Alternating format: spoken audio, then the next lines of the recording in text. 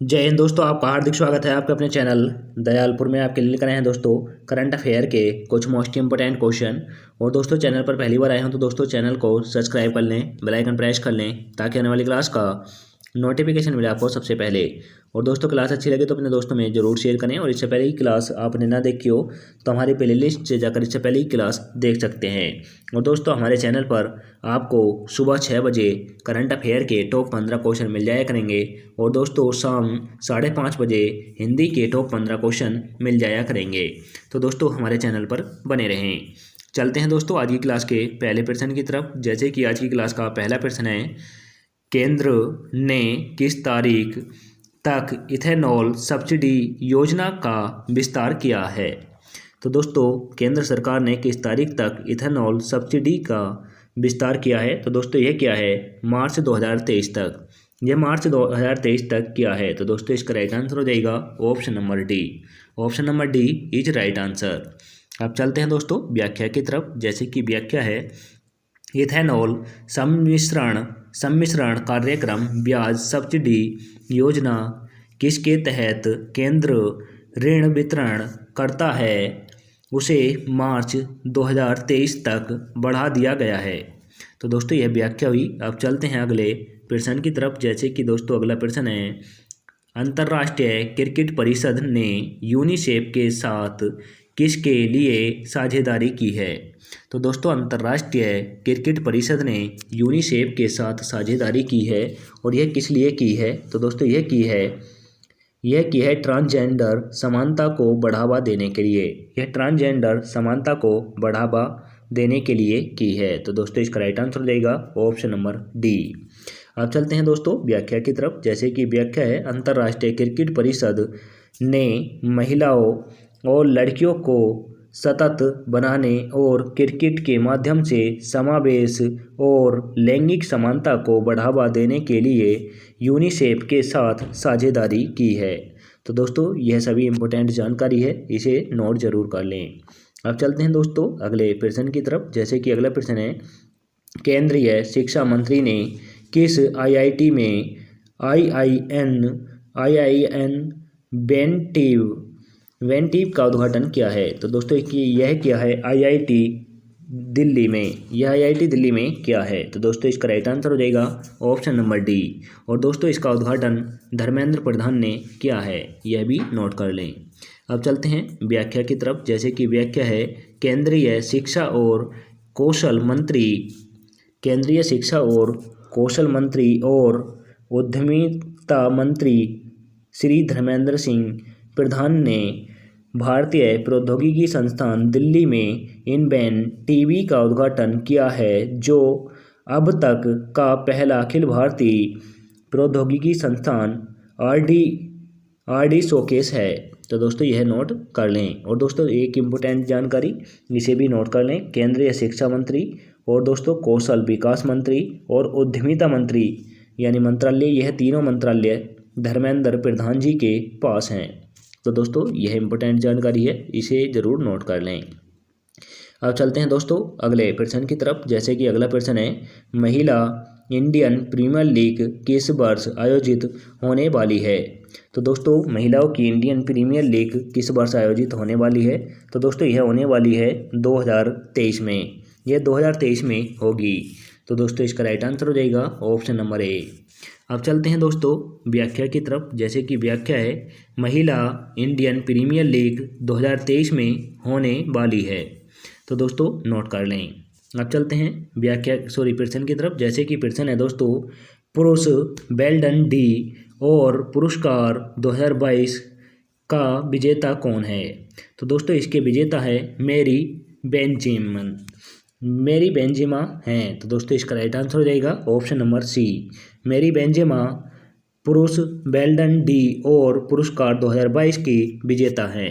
तो दोस्तों नोट कर लें।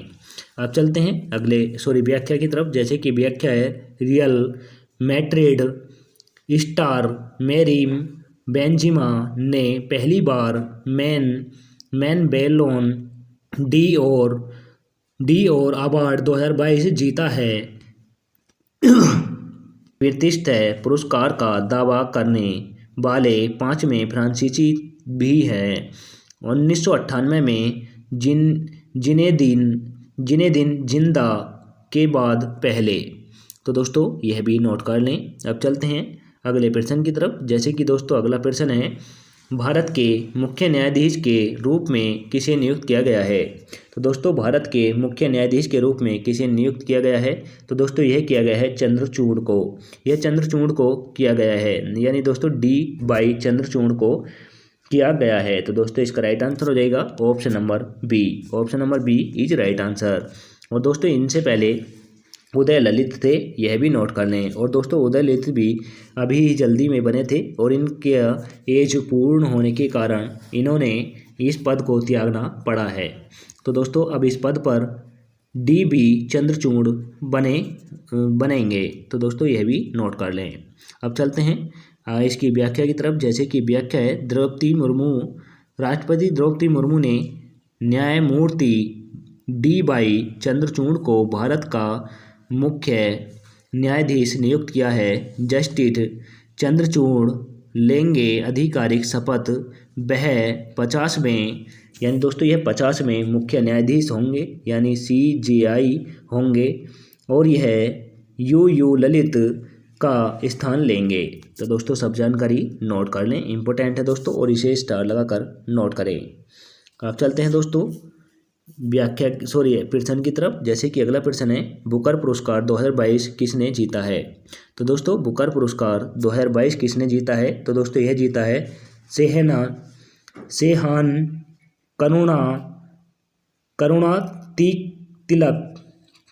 सेहान करुणा तिलक ने जीता है। तो दोस्तों इसका राइट आंसर हो जाएगा ऑप्शन नंबर बी। और दोस्तों यह श्रीलंका की रहने वाली हैं, यह भी नोट कर लें। अब चलते हैं व्याख्या की तरफ। जैसे कि दोस्तों व्याख्या है, श्रीलंकाई लेखक सेहसन करुण तिलक ने the seven moon of Maali Almeida के लिए बुकर पुरस्कार जीता है। तो दोस्तों इन्होंने जीता है the seven moon of Maali Almeida book के लिए यह पुरस्कार जीता है। और यह दोस्तों दुनिया का सबसे प्रतिष्ठित पुरस्कार माना जाता है, यह भी नोट कर लें। अब चलते हैं दोस्तों अगले प्रश्न की तरफ। जैसे कि अगला प्रश्न है, रुद्राक्ष पाटिल ने यह ISSF विश्व चैंपियनशिप में पुरुषों की 100 मीटर एयर राइफल स्पर्धा में स्वर्ण पदक जीता है। यह उपलब्धि हासिल करने वाले भारतीय कौन हैं। तो दोस्तों यह उपलब्धि हासिल करने वाले भारतीय दूसरे नंबर के हैं। तो दोस्तों इसका राइट आंसर हो जाएगा ऑप्शन नंबर बी। चलते हैं व्याख्या की तरफ। जैसे कि व्याख्या है, 18 वर्षीय रुद्राक्ष पाटिल ने यह ISSF विश्व चैंपियनशिप में पुरुषों की 100 मीटर एयर स्पर्धा में स्वर्ण पदक जीता है। वह महान अभिनव बिंद्रा के बाद यह उपलब्धि हासिल करने वाले दूसरे भारतीय हैं। तो दोस्तों इनसे पहले अभिनव बिंद्रा ने भी इसे हासिल कर लिया है। तो दोस्तों नोट कर लें। अब चलते हैं अगले प्रश्न की तरफ। जैसे कि दोस्तों अगला प्रश्न है, भारत ने किस देश को हराकर महिला एशिया कप 2022 जीता है। तो दोस्तों यह जीता है श्रीलंका को हराकर भारत ने ये महिला एशिया कप 2022 जीता है। तो दोस्तों इसका राइट आंसर हो जाएगा ऑप्शन नंबर बी। चलते हैं दोस्तों व्याख्या की तरफ। जैसे कि व्याख्या है, भारतीय महिला टीम ने फाइनल में श्रीलंका को 8 विकेट से हराकर एशिया कप 2022 जीता है। तो दोस्तों नोट कर लें। अब चलते हैं अगले प्रश्न की तरफ। जैसे कि अगला प्रश्न है, विश्व खाद्य दिवस 2022 की थीम क्या है। तो दोस्तों विश्व खाद्य दिवस 2022 की थीम है, किसी को पीछे न छोड़ें। यह हिंदी में है। तो दोस्तों नोट कर लें। इसका right answer option number B हो जाएगा। अब चलते हैं व्याख्या की तरफ। जैसे कि व्याख्या है दोस्तों, 2022 की थीम लिव नो बन वाइटेड है। विश्व खाद्य दिवस 2022 को एक वर्ष में कई वैश्विक चुनौतियों के साथ चिन्हित किया जा रहा है, जिसमें कोविड-19 महामारी, संघर्ष, जलवायु परिवर्तन, बढ़ती कीमतों और अंतर्राष्ट्रीय तनाव शामिल है। तो दोस्तों यह सब जानकारी नोट कर लें। अब चलते हैं अगले प्रश्न है दोस्तों, किस संगठन ने यूनिसेफ के सहयोग से लैंगिक समानता को बढ़ावा देने की घोषणा की है? तो दोस्तों यह की है अंतर्राष्ट्रीय क्रिकेट परिषद के साथ मिलकर यह लैंगिक समानता को बढ़ाने के लिए घोषणा की है। तो दोस्तों इसका राइट आंसर है ऑप्शन नंबर सी। अब चलते हैं व्याख्या की तरफ, जैसे कि व्याख्या है अंतर्राष्ट्रीय क्रिकेट परिषद और यूनिसेफ ने महिलाओं और लड़कियों को सशक्त बनाने और क्रिकेट के माध्यम से समावेश और लैंगिक समानता को बढ़ावा देने के लिए एक वैश्विक साझेदारी शुरू की है। तो दोस्तों यह व्याख्या हुई। अब चलते हैं अगले प्रश्न की तरफ, जैसे कि अगला प्रश्न है, निम्नलिखित में से किसने कृषि संबंध क्षेत्रों में मूल्य श्रृंखला को मजबूत करने के लिए आर्य FWWB इंडिया के साथ भागीदारी की है? तो दोस्तों यह की है UNDP ने, यह UNDP ने की है। तो दोस्तों इसका राइट आंसर हो जाएगा option number D. Option number D is right answer. अब चलते हैं व्याख्या की तरफ, जैसे कि व्याख्या है कृषि और संबंध क्षेत्रों में मूल्य श्रृंखला को मजबूत करने के लिए UNDP पार्टनर्स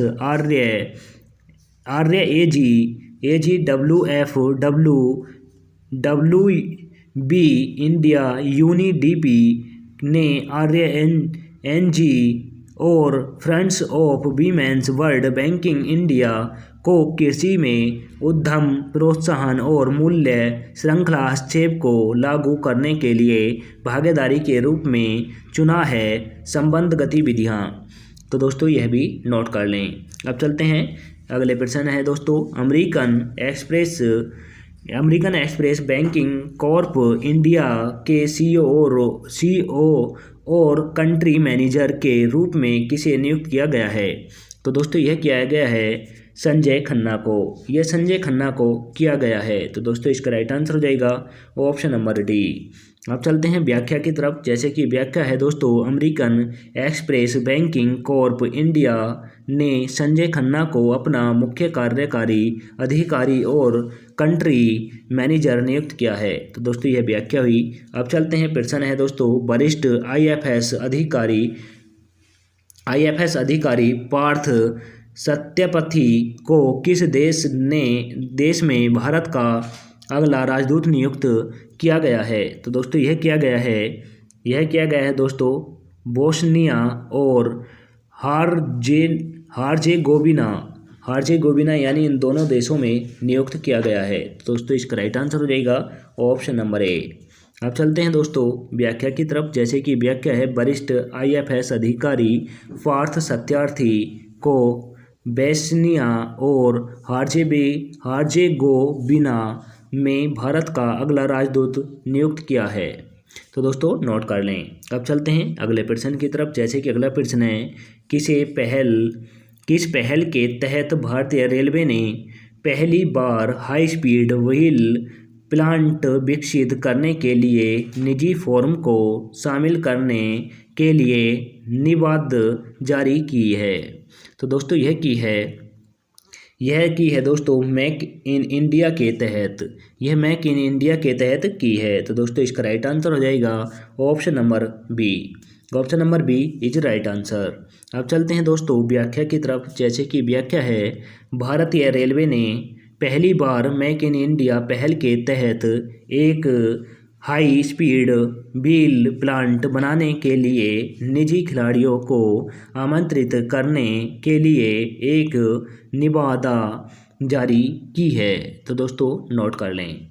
अब चलते हैं अगले प्रश्न की तरफ, जैसे कि अगला प्रश्न है 13 सेकंड के बैरियर को तोड़ने वाली पहली भारतीय महिला हर्टलर कौन बनी है? तो दोस्तों यह कौन बनी है यह बताना है। तो दोस्तों यह बनी है, इसका राइट आंसर हो जाएगा ज्योति याराजनिक बनी है। तो दोस्तों इसका राइट आंसर हो जाएगा ऑप्शन नंबर ए। अब चलते हैं व्याख्या की तरफ, जैसे कि दोस्तों व्याख्या है ज्योति याराजी बेंगलोर में नेशनल ओपन एथलीट चैंपियनशिप में अपना ही रिकॉर्ड तोड़ते हुए 100 मीटर बाधा दौड़ में दूसरी बार लीगल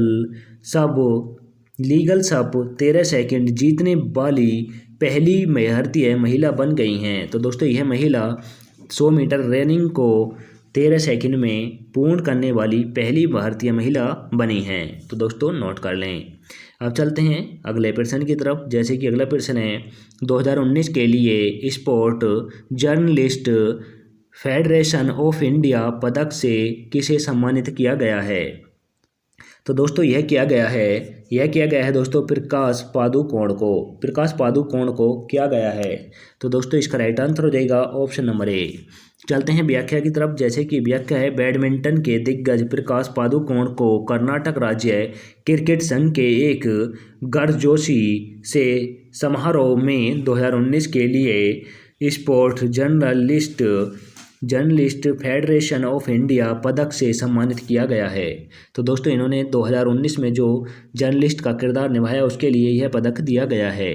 तो दोस्तों नोट कर लें। अब चलते हैं अगले प्रश्न की तरफ। जैसे कि अगला प्रश्न है कौन सी राज्य सरकार किसानों को आधार संख्या के समान एक विशिष्ट कृषि आईडी प्रदान करेगी। तो दोस्तों कृषि आईडी प्रदान करने वाली कौन सी राज्य सरकार बनेगी। तो दोस्तों यह बनेगी उत्तर प्रदेश की सरकार। उत्तर प्रदेश की सरकार किसानों के लिए एक आधार संख्या के समान विशिष्ट आईडी प्रदान करने वाली पहली सरकार बनेगी। तो दोस्तों इसका राइट आंसर हो जाएगा option number C. Very important है, स्टार लगाकर नोट करें। अब चलते हैं व्याख्या की तरफ। जैसे कि व्याख्या है उत्तर प्रदेश सरकार राज्य के किसानों को आधार संख्या के समान एक अद्वितीय फार्म आईडी प्रदान करेगी। तो दोस्तों नोट कर लें।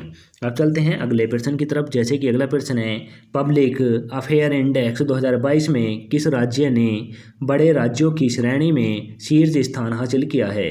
तो दोस्तों यह किस राज्य ने किया है। तो दोस्तों यह क्या है, हरियाणा राज्य ने। तो दोस्तों इसका राइट आंसर हो जाएगा ऑप्शन नंबर डी। अब दोस्तों इन सभी राज्यों की राजधानी बता दूं, नोट कर लें। सिक्किम की गंगटोक है, उत्तराखंड की देहरादून है, राजस्थान की जयपुर है, हरियाणा की चंडीगढ़ है।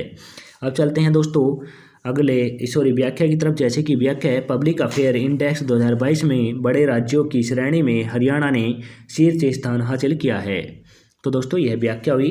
अब चलते हैं अगले प्रश्न की तरफ। जैसे कि आज की क्लास का लास्ट क्वेश्चन है विश्व आघात दिवस किस तारीख को मनाया गया है। तो दोस्तों विश्व आघात दिवस 17 अक्टूबर को मनाया गया है। तो दोस्तों इसका राइट आंसर हो जाएगा ऑप्शन नंबर डी। अब चलते हैं व्याख्या की तरफ। जैसे कि व्याख्या है हर साल 17 अक्टूबर को विश्व आघात दिवस के रूप में मनाया जाता है। तो दोस्तों यह व्याख्या हुई। और दोस्तों आज की क्लास इसी के साथ समाप्त होती है। आपको क्लास कैसी लगी कमेंट करके ज़रूर बताएं। और दोस्तों क्लास अच्छी लगी हो तो अपने दोस्तों में ज़रूर शेयर करें। चैनल पर पहली बार आए हो तो दोस्तों चैनल को सब्सक्राइब कर लें, बेल आइकन प्रेस कर लें ताकि आने वाली क्लास का नोटिफिकेशन मिले आपको सबसे पहले। और दोस्तों हमारे टेलीग्राम चैनल का लिंक आपको डिस्क्रिप्शन में दे दिया जाएगा, वहां से जाकर आप PDF डाउनलोड कर सकते हैं। मिलते हैं दोस्तों नेक्स्ट क्लास के साथ। जय हिंद, वंदे मातरम।